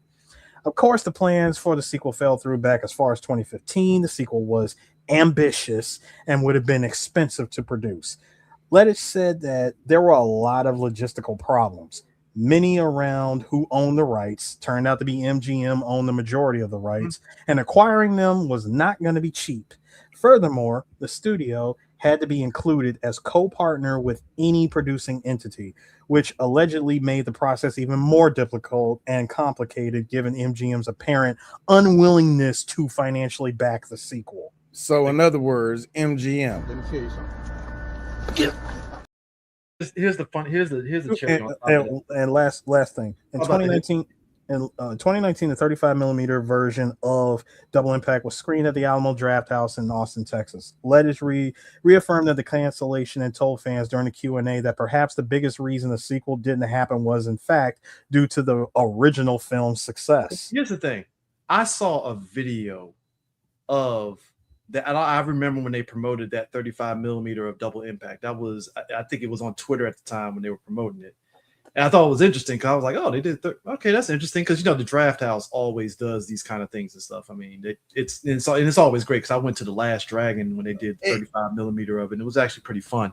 I gotta admit, man, this shit it's goober shit, but I like stuff like that. You know what I mean? That's what the Draft House is for. The Draft House is for these kind of things and stuff, these special little movies and stuff. So I remember seeing a video, funny enough, of Double Impact, of the director talking about it, but it was just kind of weird because when he said it, there was no response from the audience about it, to which I was like, well, yeah, I honestly don't think people would have cared for a sequel to this. It's one of those movies that just does not need a sequel. Not even so late. It didn't even need a sequel back then. That's what I'm saying, because it's like when in this era of movies now, where you feel at times it's like, why are we doing a sequel to this? Just hearing the aspect of a Double Impact 2, I only understand it back then from the aspect of Jean-Claude was the hot commodity, right? It would make sense, right? But even then, did you really want to see a Double Impact 2 even back in the early 90s? And the movie ended like this. So what's the story left? Thank you. That's what I'm saying. It's like story is left for you to add. Like there really is no other story to tell, to be totally honest. I mean, Evil is Punished. Yeah. All 4 of the main characters survived. Yeah. The Victoria Harbor Tunnel is pretty much given back to the twins. Yeah, they're rich. So the British is going to be out of Hong Kong in a few years. In 6 years, the Brits are gone. They give Hong Kong back to China. But that's what I'm saying. It's kind of interesting that it was even considered. That's why I was like, I think about where Hollywood is now. And I think we've said this multiple times. There are movies that we have talked about on the show that came out in the 80s and 90s that they were rolling around the ideas of doing a sequel. And I think all 3 of us have said, why? Like, nobody wants a sequel to this. And in the case of America and Hong Kong cinema collaborations, I could firmly tell you there are many a Hong Kong movie that came out back in the day during this heyday where I would sit back and say, why did this movie need 3 to 4 sequels? A good example of this, and Chris, you can agree with me, was A Better Tomorrow. Better Tomorrow. It was funny. Better Tomorrow 2. It was funny. They went back in the bag. It was like, yeah, we kind of fucked up killing Chow Yun-fat twin brother, and it was like, all right, cool, sure. But then you have, you throw in this plot of Chow Yun-fat trying to trying to snap out the old triad boss who lost his mind because his daughter was killed, and because it was he spent so much time on that part, and when he finally snaps out of it and it becomes a heroic bloodshed movie all over again, I'm like, dude, this movie honestly should have just been called something else. Yeah, Better Tomorrow 3 was one of those and it's a super prequel that takes place 10 years before the events of part 1. And it made no sense. If you called the movie Shockwave, it would have been fine. Yeah, it's one of those situations. It's kind of like I love the Infernal Affairs trilogy. But I remember sitting back like, why is Infernal Affairs 2 a prequel? Like this, you know what? What I'm thinking is that was just probably just the style of. You got to think about how Hong Kong were rolling out movies at the time. Yeah, this was after the new China rules when it comes to cinema. Exactly, which I can explain how that goes. But go ahead. Which also, like I said, you got to think about how they were going out. You got to think about how American cinema still wasn't coming in there, but some were, and it was weird because China was changing at that time. So I would also I'm saying, I think you just had to be in the country. oh man, that movie was good. And 2 years later, you hear the sequels coming out. Yeah, keep it going. Just because, and you know, we can scoff at it or look at our heads like, why? Back then, the it's like, come on, we need another one. Nah, tell the full story. Go back. I know Chow Yun-fat died. Bring that nigga back though. Like, I feel that China was going, let's make that shit happen. I feel like that's how they were.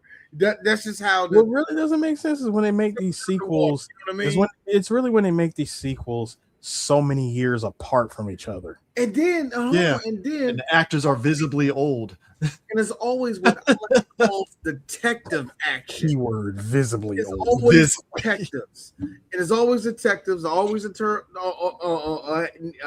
internal affairs, and it always involve Captain. It can't be you. It was me. Pow! It's always those movies.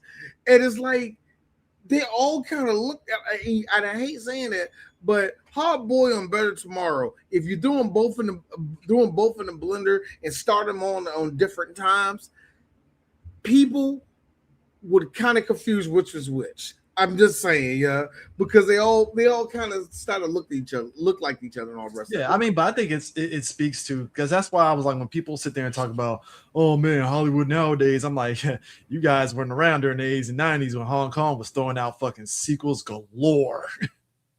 I can only I know when it came to like the Girls with Guns, like with the Girls with Guns variety, Moon Lee, especially Girls with Guns. Oof. Well, more specifically, Moon Lee had one series of films that were back-to-back sequels, and that was the Iron Angels movies. Yeah. And of which I would say after the second one, it's like the third one, this could have just been a completely different titled movie that didn't necessarily need to be a sequel to Iron Angels, because it didn't even have the same tone or the same energy as the first two. I mean, that's the thing is and D's just gonna say this because I watched the movie the other day. We only get one Miami connection. That's bullshit, man. We need to get a second Miami. I mean, look, man, in this day and age where, you know, you can make a movie with this, I mean, Miami Connection 2 could have happened, you know. Nah, it couldn't. Actually, look, I ain't going. Miami Connection 2, the reunion. Friends to eternity, loyalty, honesty, we stick together. I love that fucking movie. Oh man, it is one of the best shitty movies of all time. Anyway, talking about best of all time, we finally gonna do some cinema next week. And in keeping up with this summer of action, we're doing cinema, and we're doing our first Clint Eastwood movie. We are doing A Fistful of Dollars. Crazy part. We are doing the Dollars trilogy, and it was so funny, Eris. I had a choice between this and the Dirty Harry trilogy. I was like, nah, Western. Let's go for the Western. Crazy part.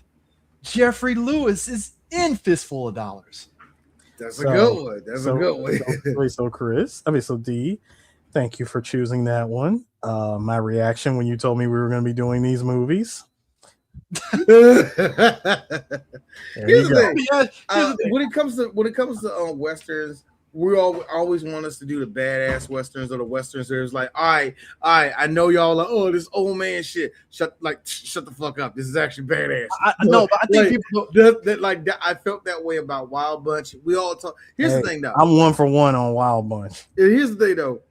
Yes, Tombstone's a fun movie, but the whole time we were doing it, the historian in me, hey D, we ain't gonna tell these niggas that this whole story is bullshit. And basically a bunch of drunk niggas just went over there and just shot a bunch of, they weren't innocent, but it was a bunch of drunk people shooting at each other. What the fuck is going on? Now my thing is this, I didn't want to do nothing like that. I wanted to do something that, if we're gonna do a Western, let's do a good one that had balls. I feel this was one of them. If you're a person of a certain age, mainly millennial and stuff, you grew up around your parents, your father, your grandfather and stuff, and elders that, like, you come to their house, they got a Western on of some kind on the TV in the background. Mm-hmm.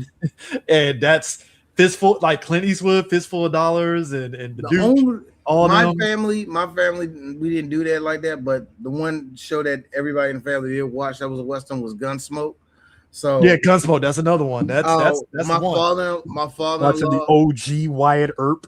my father-in-law, when he decided Black and when he white. decided that he was retired, that's all he did was watch that shit. So I am a fan of Have Gun Will Travel. I am also a fan of the old Gunsmoke. I don't like Bonanza, but I respect the living hell out of Bonanza. Elder black people will fight you over. I know they would. I don't like Bonanza. I don't fuck with the Cartwrights like that. I didn't like the Cartwrights, nigga.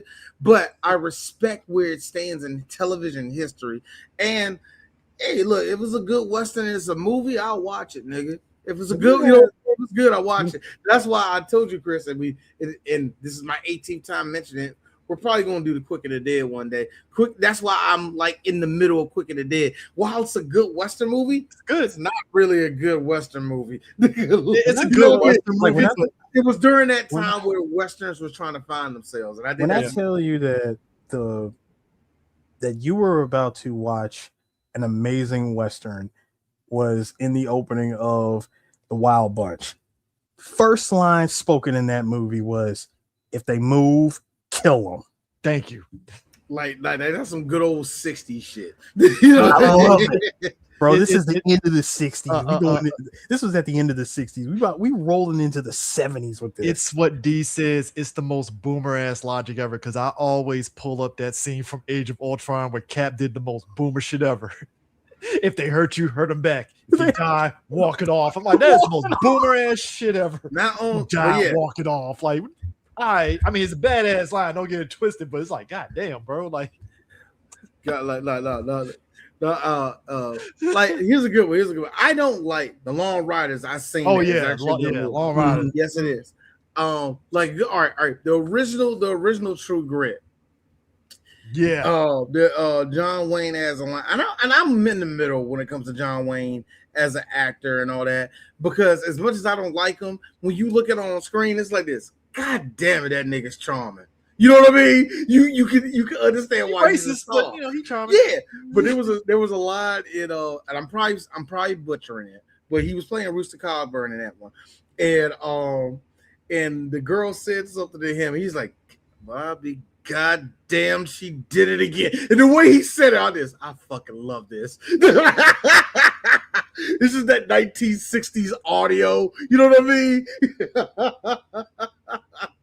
But yeah, this is our first spaghetti Western. This was directed by Sergio Leone. This is based off of a Japanese movie. Yeah, it's based off of Yojimbo, one of the best Eris in D's book.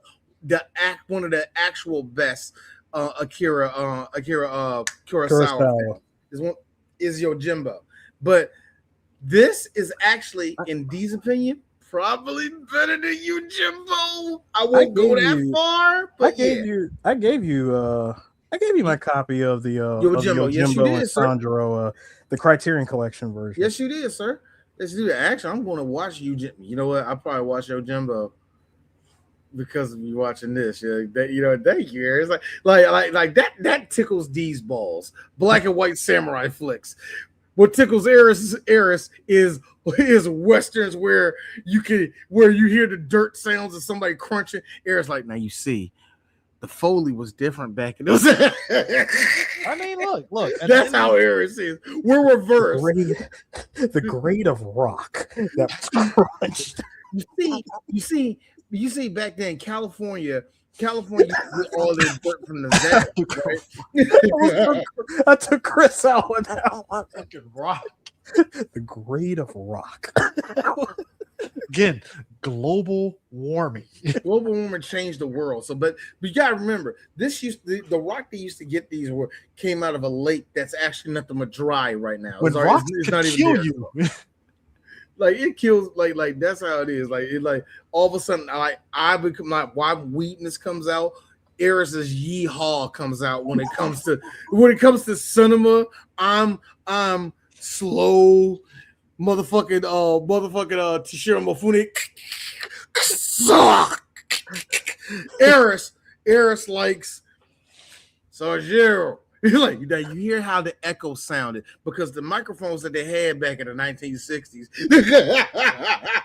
notice It's funny. like, It is so funny. Notice how the camera lens shifts, like when the actor looks at the other actor, and we get this up close shot. Yeah, if you can't tell, that's actually Vaseline on the screen. That's like it's like they actually put Vaseline on the lens just to create that dreamy effect, and it just works out so well here with this scene. Flip side. Now I know y'all saying it's been quiet these last 2 minutes in this Kurosawa film. I'm sorry, Look petroleum jelly was you. Look at this. It's been quiet in this Kurosawa film for the last 2 minutes. Look at his face. Now you see the drama on his face, right? Now, what does that tell you? Let's just pause it right here. What does that tell you?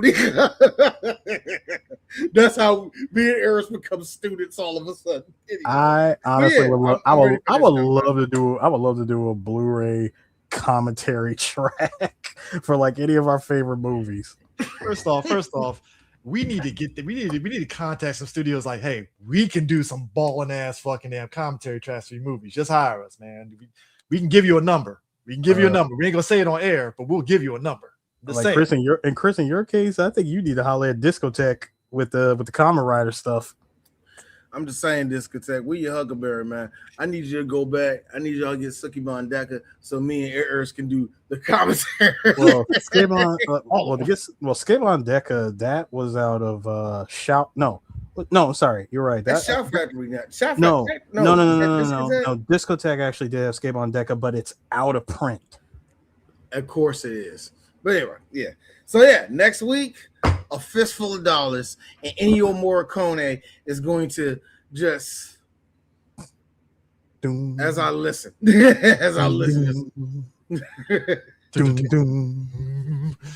right. The thing Again! You fucking idiots!